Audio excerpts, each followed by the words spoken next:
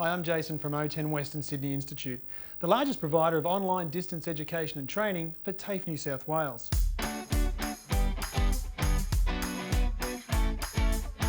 In this short video, we're going to be covering the basics of conducting a selection interview. We'll see Peter, an HR manager, interview Christine, a candidate for the position of HR officer. Let's take a look. Hi Christine, my name's Peter, the HR manager. Nice to meet you. Nice to meet you too, Peter. Take a seat. Thank you. Peter is establishing a professional relationship and setting the expectations for the candidate. Did you notice how Peter greeted Christine? Thanks for coming here this morning. Thanks, Peter. Thank you for your application for the position of HR officer. Did you have a good weekend? I did have a nice weekend, thank you. Yeah, went to see a rugby game. Did your team win? They did. Good start to the season. It's always good when your team wins. The purpose of you here is to apply for the position of HR officer, and thank you for your application once again. What I'm going to explain to you is the process that will occur this morning. Okay.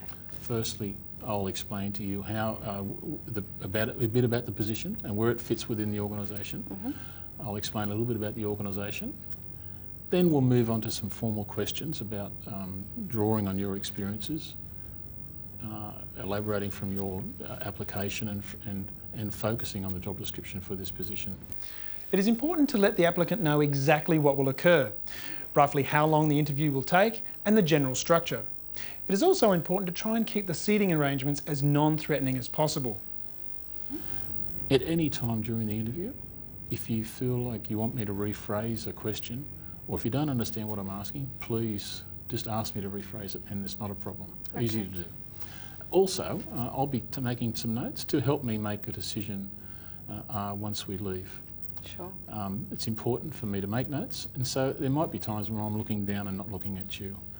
Please don't get put off by that. It's not me being rude.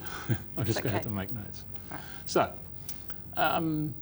any questions so far? No, none at all. Okay, good. Well, the O10 City Council is a small council with 300 employees. The HR team also is a small dynamic HR team that prides itself on providing a high level of service to its customers, which are internal clients. Mm-hmm. What Peter is doing here is giving the candidate more information about the organisation and the position. This gives the candidate a little more time to relax. Any questions? No, that sounds good so far. Okay. Well, if you're happy, let's move on to where I'll ask you some questions. Candidates are often more comfortable talking about something they are familiar with. Generally, that is themselves. Always start with the easy questions. Christine, can you tell me why you've applied for this position? Yeah, sure. I've been studying HR at TAFE, and I work for a pretty small organisation, so I don't get much opportunity to use those skills. And some of the people at TAFE have been telling me about their HR department and how much room they've got to move and what have you. And I just think it's time for a move from a small organisation to something a bit bigger. Okay. Ask one question at a time. Remember, keep listening. Look, I've read your resume. Would you like to elaborate on your experience in an HR environment? Your candidate may tell you something here that you want to investigate some more. Be alert to what they are saying. Use your listening skills and always maintain eye contact. I've only had a little bit of HR experience. It's a small organisation. I look after the HRIS. I ring people to come for interviews. I enter data into the HRIS system, okay. Change of pay, rates, things like that. I run the inductions for employees, and yeah, I generally do a little bit of everything. We don't have a very big organisation, so we all have to do a bit. Okay, that's good experience. Yeah. And tell me, what sort of HRIS system do you use? Oh, we use Frontier Chris Pay. Oh, good. Oh, because we have Chris here as well. Oh, good, yeah. Oh, that's great. Try to learn as much as you can from your candidate and ask follow-up questions where possible.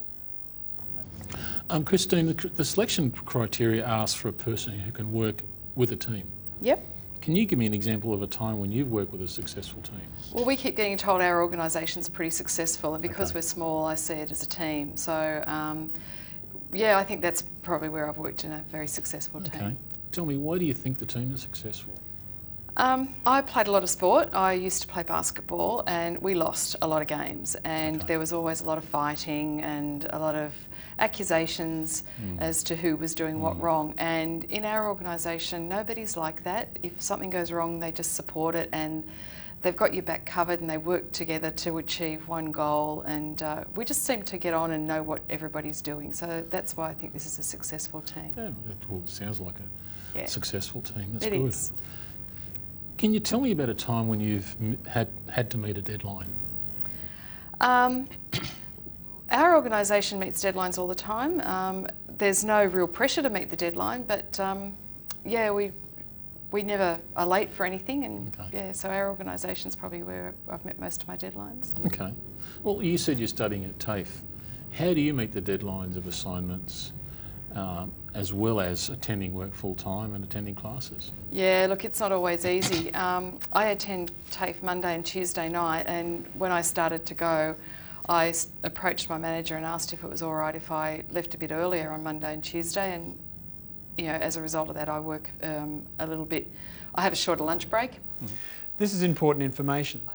So is the tone of voice of the candidate and her body language. Remember, it is your job to ask probing questions so you get the full picture of your candidate. I always make sure I move forward. I always make sure I put pen to paper or have something ready to go. Okay. So at this stage, you want to build yourself a star. The situation, task, action taken, and the result. Was it a good result? Well, have you ever missed a deadline? No. You don't seem too sure about that. Now, while this may seem like an awkward moment in the interview, what you're trying to establish is that the candidate took immediate action to remedy the situation. Well, I had a bit of an accident once, and I couldn't get to class for a couple of weeks.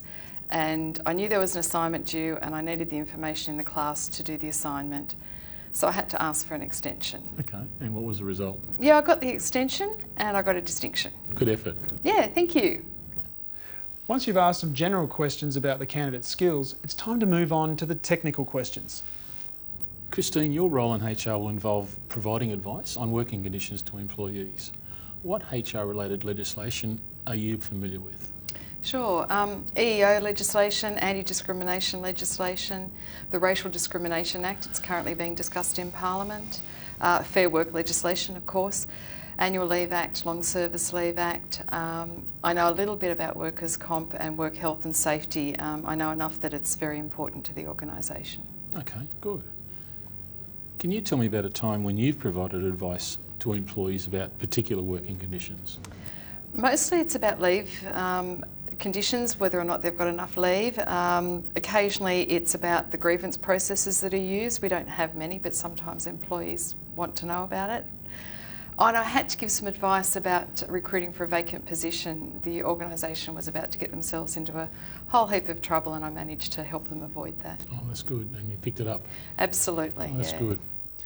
Peter is gauging the candidate's level of experience. Remember, to ask as many follow-up questions as you can.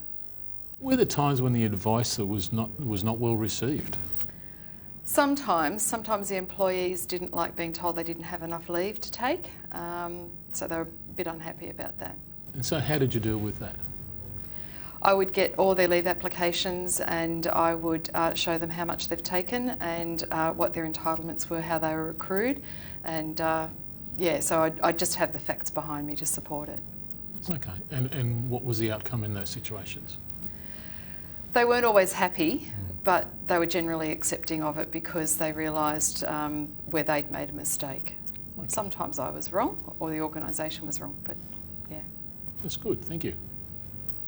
In your interview, you want to ask as many questions as possible so that you can get a good understanding about your candidate and whether or not they're a good fit for your organisation and the position.